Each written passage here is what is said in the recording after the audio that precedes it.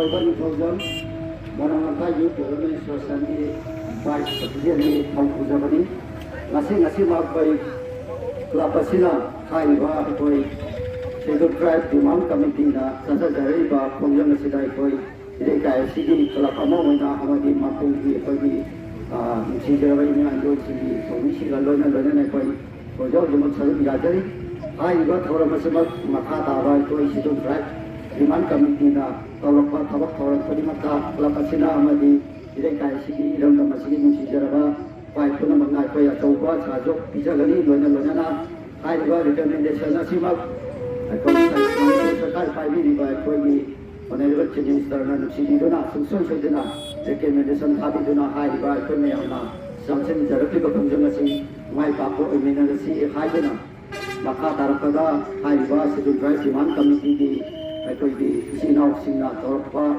Any खंजंग सोगा लाउबा high बा थौरम खुदी मक्का कोई क्लब अमदी इरे गाय इरम दमसी नुसी जरबा प्रजा सिंगल लोना अचौबा कोई फुल सपोर्ट तौजबनी हाइजना आइगी मेथड के खाना फोंदोकसे आइगी मिंग कोंजेंगम ओंगी पद्मावती देवी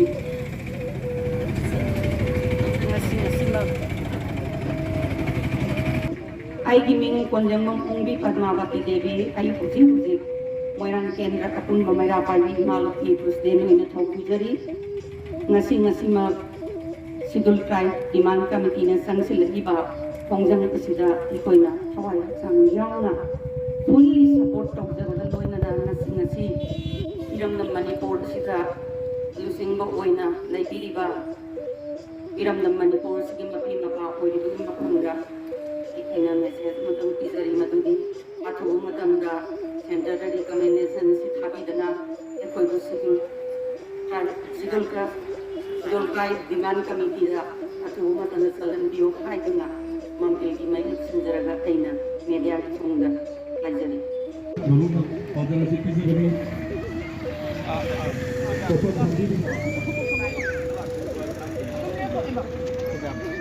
Mujibut kidro bone ba acha imin ho sidana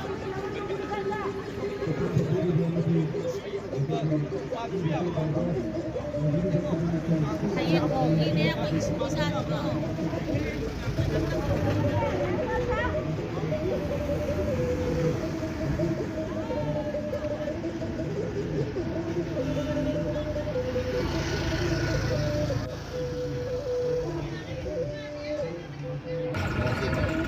Ako.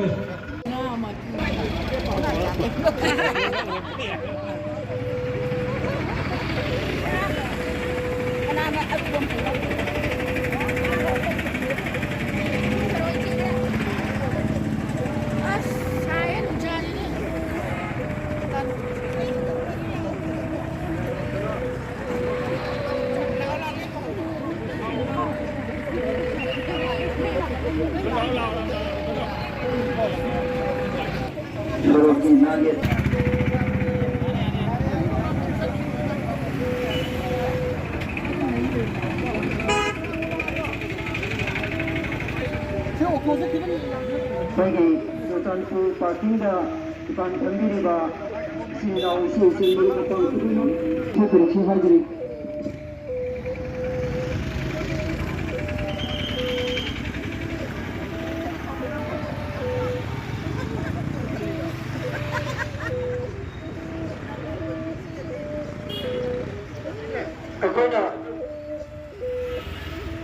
Akoina hujik slogan asi lauba haujarage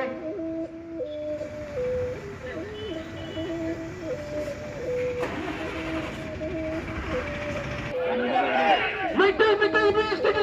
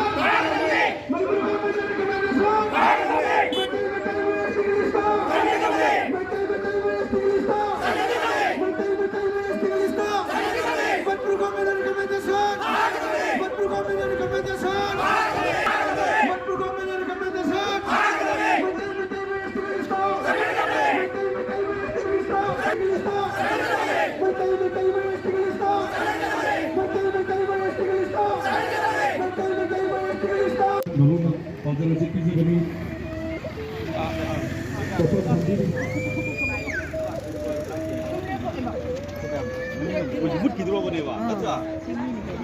Mình đâu thấy tất cả.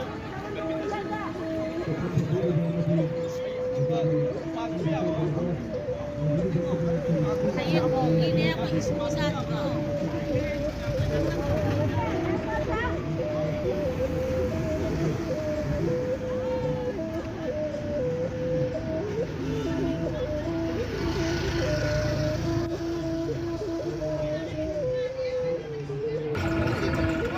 Okay.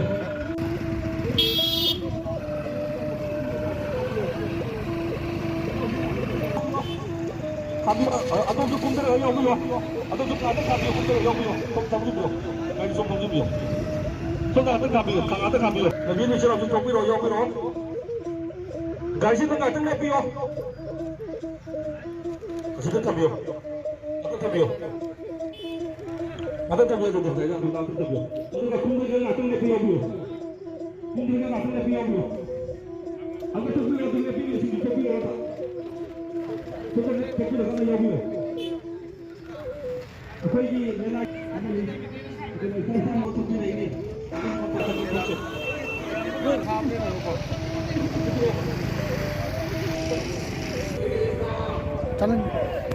Jalan kita pun habis kok. Jalan kita benar. Meitei Meetei. Berpuluh-puluh di kemeja sah. Thang ada bani. Meitei Meetei.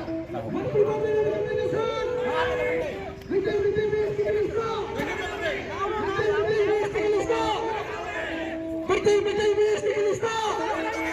Berpuluh-puluh di kemeja sah. Berpuluh-puluh di kemeja sah. Berpuluh-puluh di kemeja sah. Berpuluh-puluh di kemeja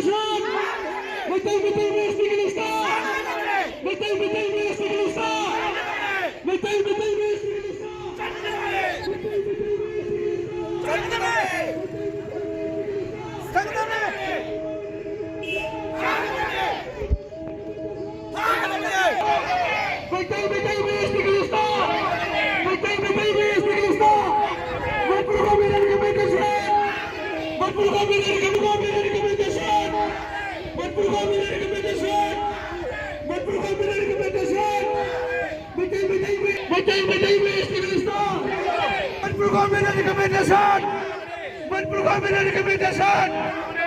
Meetei.